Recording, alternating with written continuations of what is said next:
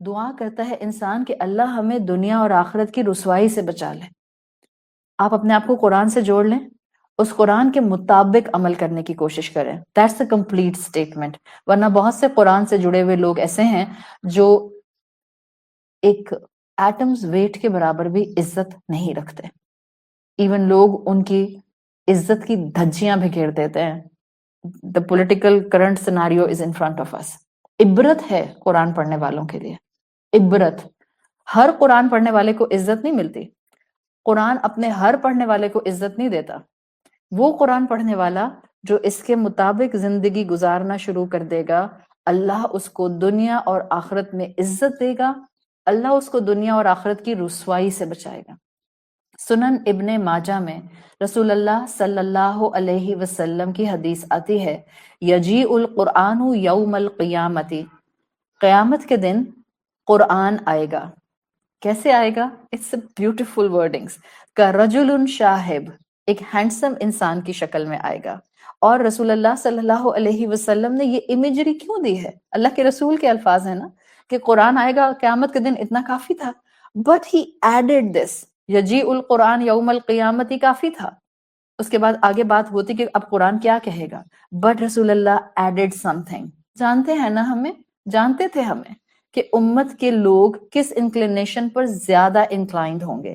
تو انہوں نے کہا قرآن آئے گا کا رجل شاہب انا الذی، اور کہے گا میں وہ ہوں اسہرت لیلک، میں وہی ہوں جس نے تم کو رات میں جگا کر رکھا تھا.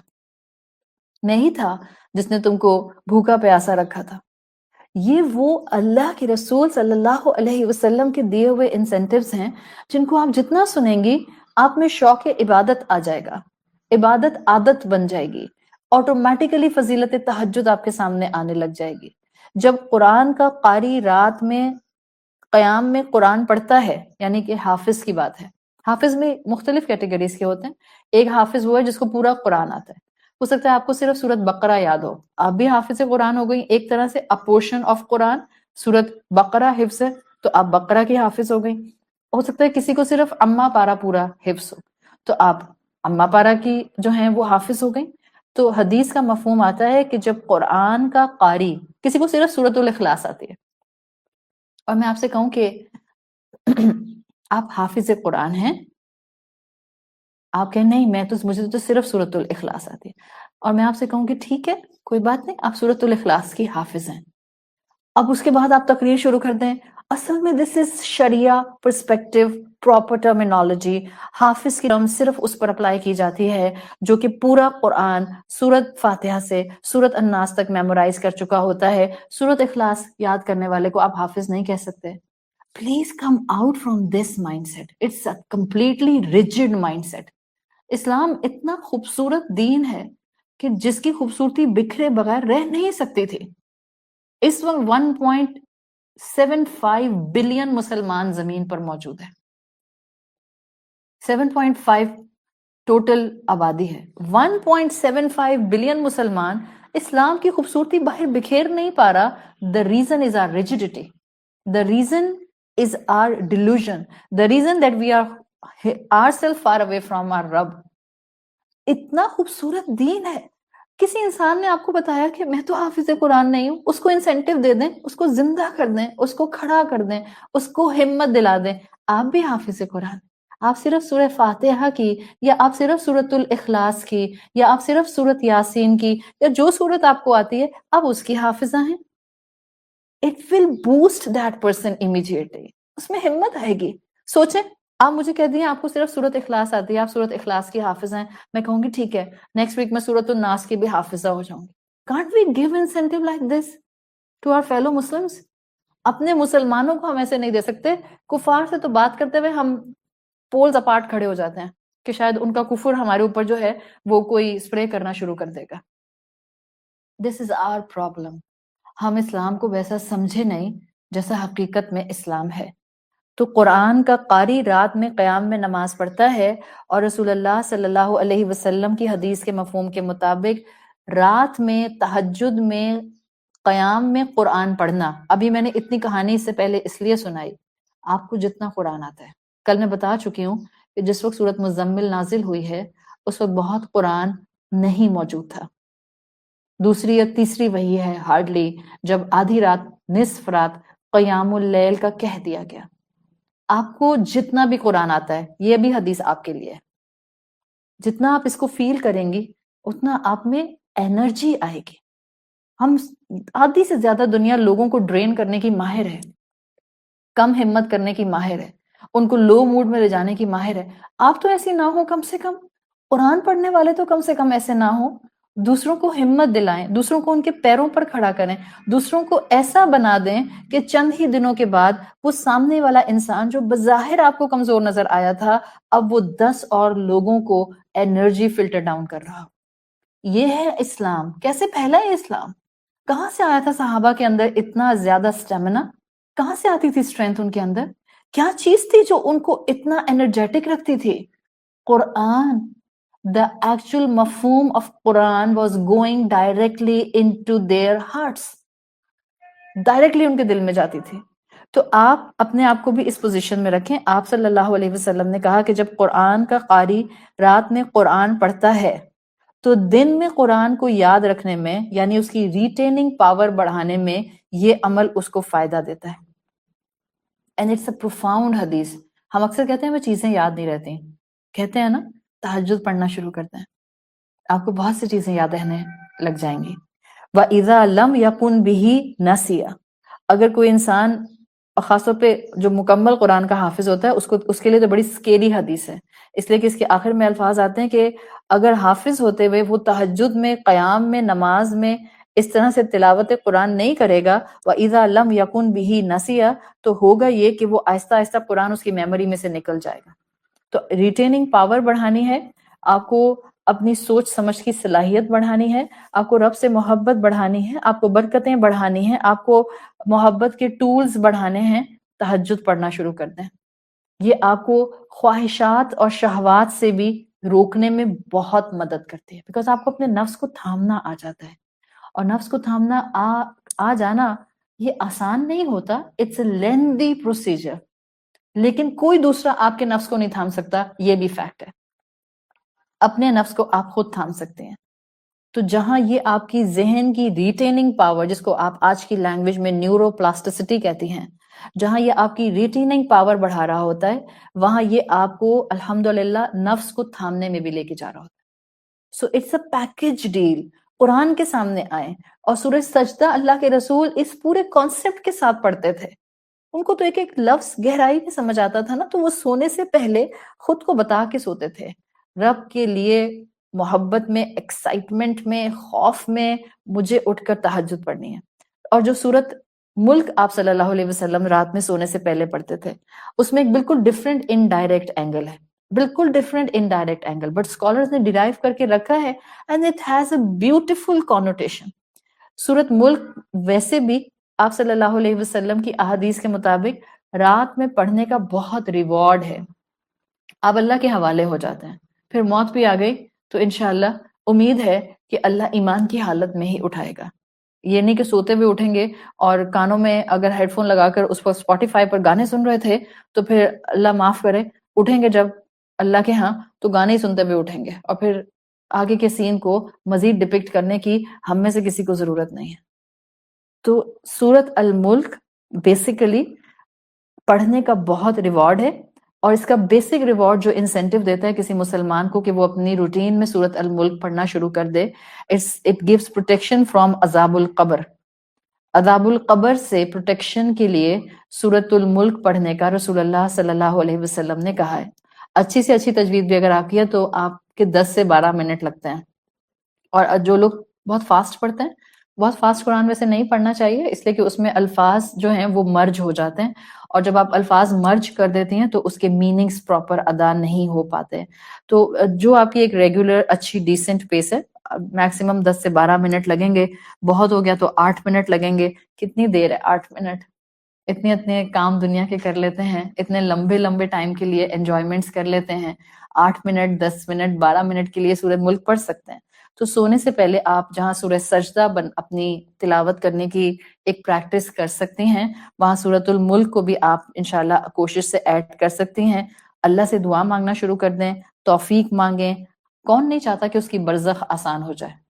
ہم سب چاہتے ہیں، مرنا ہم سب نے ہے، موت ہم سب کو آنی ہے، قبروں میں ہم سب نے جانا ہے، ایک لمحہ لگتا ہے گھر اور بستر بدلتے ہوئے، بس ملک الموت نظر آ جائے، نہ گھر میرا وہ رہے گا جس میں آج ہوں، نہ بستر میرا وہ رہے گا جس پر میں سوتی ہوں، گھر بھی قبر ہوگا اور بستر مٹی ہوگی، مٹی بھی پتھریلی مٹی ہوگی، سو لمحہ لگتا ہے گھر اور بستر بدلتے ہوئے۔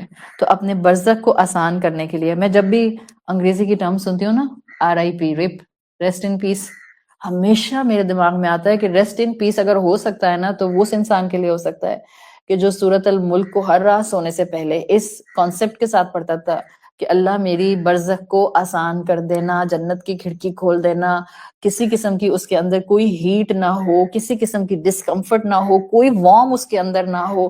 کتنا ڈرتے ہیں کاکروچ سے، اور قبر میں لیٹ کر خود کو کبھی ازیوم نہیں کرتے کہ وہاں جہاں پر میرے اندر ہلنے کی طاقت نہیں ہوگی اور وارمز میرے اوپر اور سر پر اور ناک پر اور آنکھوں پر اور منہ پر اور سب جگہ ہوں گے، and we will have certain kind of a شعور، we should not forget، we should not forget، we will have certain kind of a شعور in our قبور، because that's another level of existence۔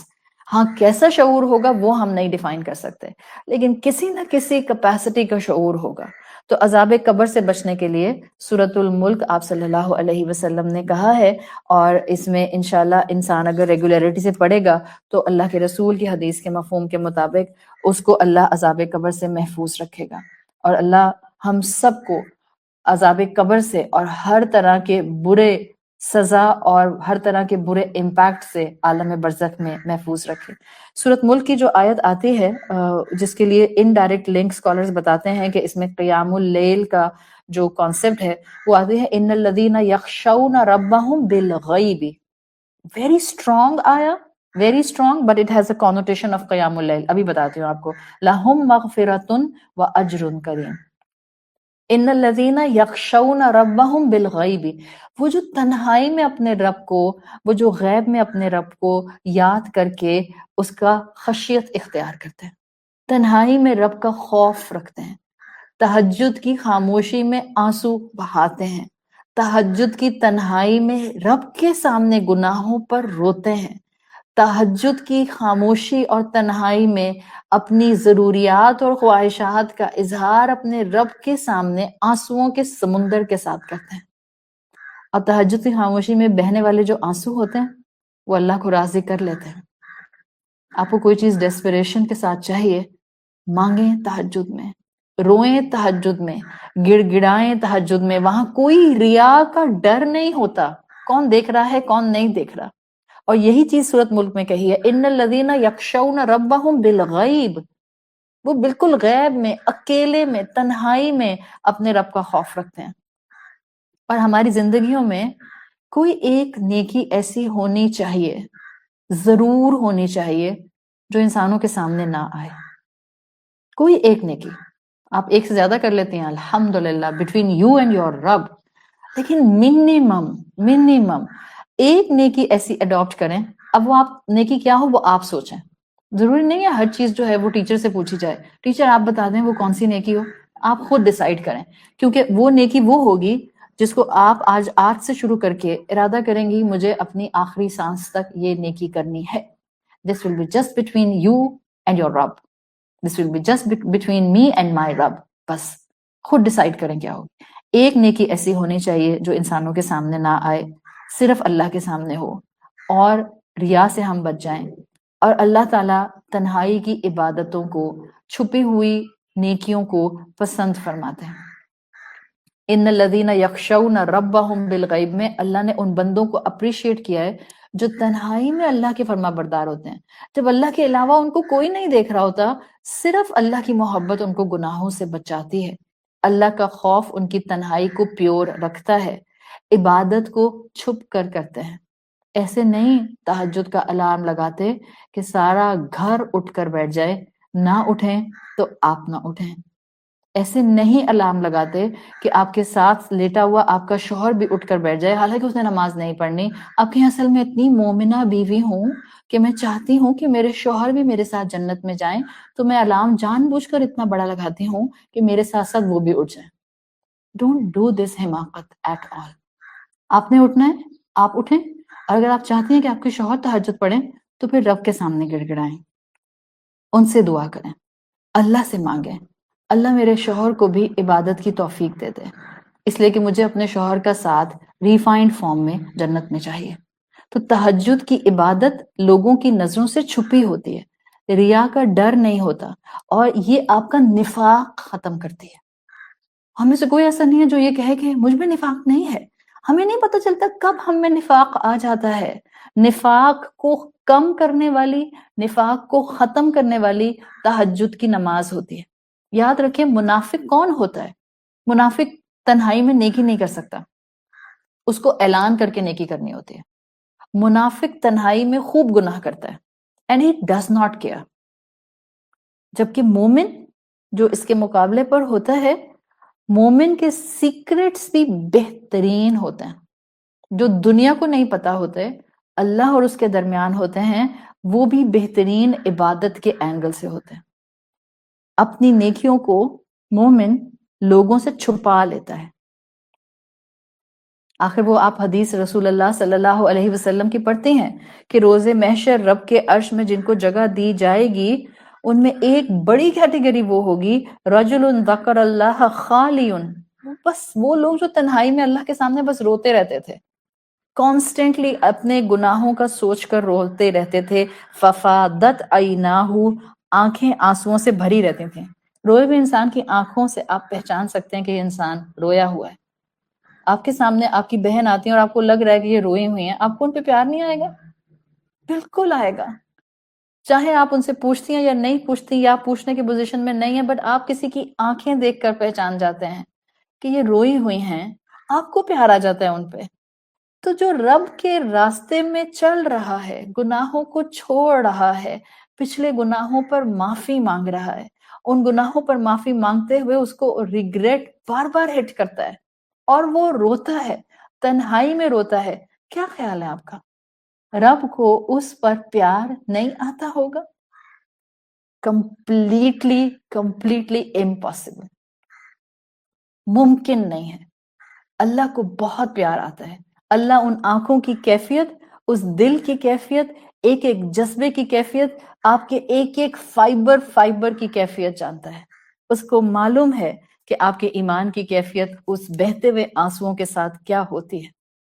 وہ جانتا ہے. تنہائی میں رونا رسول اللہ صلی اللہ علیہ وسلم کی سنت, تنہائی میں رونا صحابہ کرام کی سنت, تنہائی میں رونا تابعین تبع تابعین کی سنت. امام سفیان الثوری کے لیے آتا ہے کہ وہ راتوں میں, ان کی بیوی بتاتی ہیں کہ وہ راتوں میں تہجد میں ایک ہی آیت کو اتنا ریپیٹ کرتے تھے اور روتے جاتے تھے.